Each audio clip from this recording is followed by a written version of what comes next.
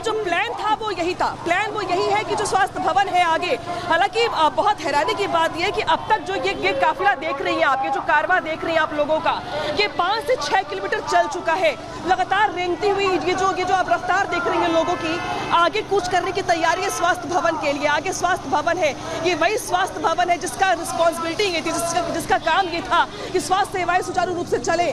जो medical college है वो इसी के अंडर में भी आता है, लेकिन जिस तरीके से मेडिकल कॉलेज में इतनी बड़ी विभत्स वारदात को अंजाम दिया गया, लिहाजा स्वास्थ्य भवन का जो घिराव करने का प्रयास है वो यही है यहाँ पे कार्यकर्ताओं की ओर से, साथ ही महिलाओं की ओर से। हालांकि इस बीच आप देख पा रही हो कि जो सीआईएसएफ के जवान है, जो सीआरपीएफ के जवान है, जो बंगाल पुलिस के जवान है, वो आपको जगह जगह पे दिखाई दे रहे होंगे। पहले उनकी ओर से ये कहा गया कि हम आगे नहीं बढ़ने देंगे, लेकिन हजारों की संख्या में जब कार्यकर्ता सड़कों पर उतर पड़े, महिलाएं भी हैं, बच्चे भी हैं, नौजवान भी हैं, बुजुर्ग भी हैं, कार्यकर्ता भी हैं, आम लोग भी हैं, तो इतनी तादाद को देख करके कम से कम सीआरपीएफ के जवानों ने सोचा और समझा ये कि इनको आगे बढ़ने देने में ही भलाई है, क्योंकि आगे स्वास्थ्य भवन है और जो कार्यकर्ता है वो बस यही चाहते हैं कि वो वहां पे जाकर के अपनी बात को आगे रख सके, ज्ञापन सौंप सके, घेराव कर सके, अपनी नाराजगी जाहिर कर सके, अपनी आवाज बुलंद कर सके। बंगाल की बिटिया के पक्ष में जिस तरीके से यहाँ पे कार्यकर्ता अड़े हुए हैं लगातार कई दिनों से, उस आवाज को और धार देने का प्रयास यहाँ पे इनकी ओर से किया जा रहा है। और यही वजह कि आज बंगाल की सड़कों पे आपको पैर रखने की जगह दिखाई नहीं देगी। स्वास्थ्य भवन जाने वाला ये रास्ता है, लेकिन इस रास्ते पर अब बाकी जो सामान्य गाड़ियां चलती हैं उनको रोक दिया गया है, क्योंकि रास्ता है ही नहीं, जगह है ही नहीं, पैर रखने की भी जगह नहीं है। सर्विस लेन हो या फिर मेन रोड हो या फिर लेफ्ट या फिर राइट, आपको जगह जगह पे सीआरपीएफ जवानों की घेराबंदी के बीच यहाँ पे जो आम लोग देख रही है, जिनको आप बीजेपी के कार्यकर्ता है, वो सभी यहाँ पर पैदल चल रहे हैं। रूपा गांगुली हो चाहे अमृता पॉल हो, सभी जो महिला कार्यकर्ता, जो महिला लीडर्स हैं, वो भी 5-5, 6-6 किलोमीटर लगातार पैदल चल रही हैं। उनके साथ हम भी पैदल चल रहे हैं, आगे बढ़ रहे हैं, क्योंकि आगे स्वास्थ्य भवन है और इन लोगों का जो अंतिम पायदान होगा इस प्रदर्शन का, वो स्वास्थ्य भवन ही होगा, जहाँ पे ये प्रदर्शन रुक जाएगा, स्वास्थ्य भवन का घेराव किया जाएगा। हालांकि देखना ये होगा, क्योंकि बंगाल पुलिस की ओर से कहा गया कि स्वास्थ्य भवन आपको नहीं जाने देंगे, तो चूंकि स्वास्थ्य भवन आगे देख रही हैं आप, किसी मेट्रो स्टेशन के आगे है, तो ऐसे में आगे जा पाएगी टीम, जो कार्यकर्ता है वो जा पाएंगे, नहीं जा पाएंगे, ये सवाल बना हुआ है, क्योंकि स्वास्थ्य भवन का घेराव करने के लिए जो है 2-3 चौराहे हैं जो लगते हैं वहाँ पे।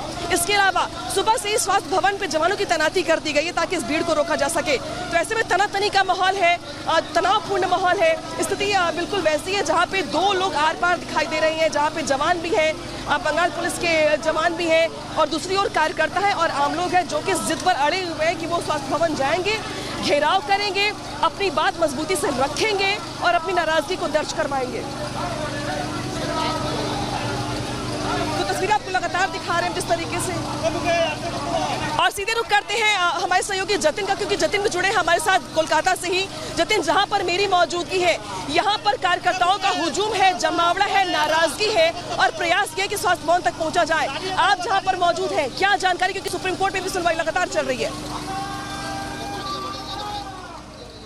आज बिल्कुल देखिए, सबसे पहले अपने दर्शकों को अपडेट कर देते हैं कि सुप्रीम कोर्ट में सुनवाई जो है अब वो 5 तारीख तक के लिए टल गई है। 5 सितंबर को अब सुप्रीम कोर्ट इस पूरे मामले में दोबारा से बैठेगा, लेकिन सुप्रीम कोर्ट ने अगली डेट देने से पहले इतना बिल्कुल डॉक्टर्स के लिए बोल दिया कि वो एक तरीके से बोल रहे हैं कि अपनी जो हड़ताल है उसको बंद करें, क्योंकि उससे देश के जो दूसरे जिनको जरूरत है डॉक्टर्स की, उनका नुकसान हो रहा है। उन्होंने एम्स का भी जिक्र किया कि पिछले 12 दिनों से एम्स के डॉक्टर जो है वो स्ट्राइक पर है। लोग जो महीनों अपॉइंटमेंट लेने के लिए इंतजार करते हैं, उनको खासी इसका दिक्कतों का सामना करना पड़ रहा है। लेकिन सबसे बड़ी बात, सुप्रीम कोर्ट ने आखिरी में यह भी बोला कि सीबीआई की एक तरीके से जो रिपोर्ट सबमिट की गई है वो सुप्रीम कोर्ट के पास मौजूद है। पश्चिम बंगाल सरकार ने जो रिपोर्ट सबमिट की वो अब सीबीआई के पास, जो सुप्रीम कोर्ट के पास मौजूद है, और दोनों को अब वो अध्ययन कर रहे हैं। जितने भी लूपहोल्स हैं, अगली तारीख पर जो तमाम जो पुलिस ऑफिसर्स हैं उनको पेश होना होगा, क्योंकि सुप्रीम कोर्ट ने बोला था कपिल सिब्बल को कि आप उन अधिकारियों को लेकर आइए, उनको कोर्ट पे पेश कीजिए जिन्होंने ये सारी जो चीजें हैं वो की हुई थी,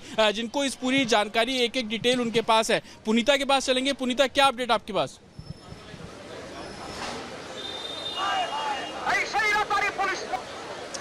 बिल्कुल, देखिए लगातार जतिन और अनामिका तस्वीरें जो हैं वो पहुंचा रही हैं और साफ तौर पर जो आक्रोश देखने को मिल रहा है, यही आक्रोश इस वक्त जो है पूरे देश में देखने को मिल रहा है, क्योंकि इंसाफ की मांग हो रही है, न्याय की मांग हो रही है।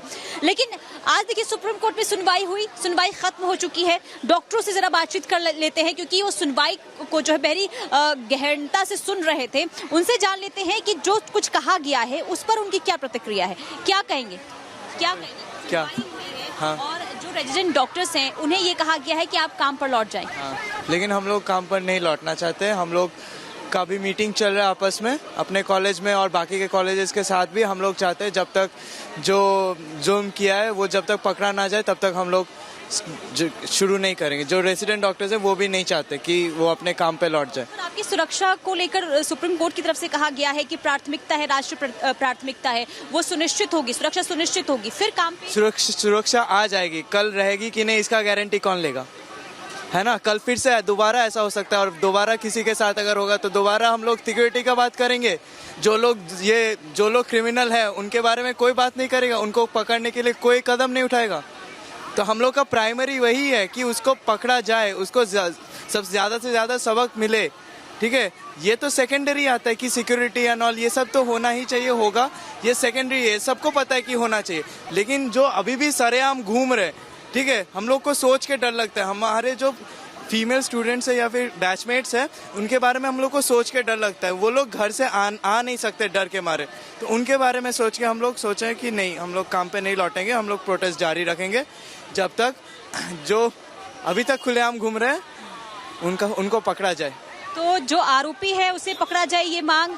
सुप्रीम कोर्ट की टिप्पणी आप लोगों ने सुनी, क्या कहेंगे। जो टिप्पणी की गई है, जो बातें कही गई है, क्या उससे संतुष्ट हैं और काम पर लौटने के लिए कहा गया है, क्या लौटेंगे। नहीं, देखिए, जो हम एक्सपेक्ट कर रहे थे सीबीआई से, उतना प्रोग्रेस हमें तो नहीं मिला। पता नहीं क्या कोर्ट में उन्होंने जो खाम में दिया है वो क्या होगा एनवलप में, वो तो पता नहीं। लेकिन हाँ, हम जस्टिस के लिए अभी तो लड़ेंगे। और जो सीजोर के बारे में उन्होंने कहा, तो स्पेसिफिकली जो एम्स के जो डॉक्टर्स को वो धमकी दे रहे थे कि अगर वो नहीं ज्वाइन करेंगे वो एक्शन लेंगे। तो कोर्ट ने कहा है वो उन लोगों ने ज्वाइन भी, मतलब कुछ डॉक्टर्स ने ज्वाइन भी कर चुकी है ऑलरेडी, तो एक्शन तो नहीं लेना चाहिए। सीधे सीधे इंसाफ की मांग करते हुए यहाँ पर नजर आ रहे हैं। फिलहाल आप तीनों हमारे साथ लगातार बने रहिए, हम फिर से रुक करेंगे आपका। लेकिन आपको बता दें कि सुप्रीम कोर्ट के आदेश के बाद में सीबीआई की तरफ से रिपोर्ट सबमिट कर दी गई है आज, और इसी के साथ में उस रिपोर्ट में कई चौंकाने वाले खुलासे हुए हैं। जांच लगातार आगे बढ़ रही है और माना जा रहा है कि जल्द सब कुछ साफ होने वाला है इस पूरे मामले को लेकर। देखिए इस रिपोर्ट में।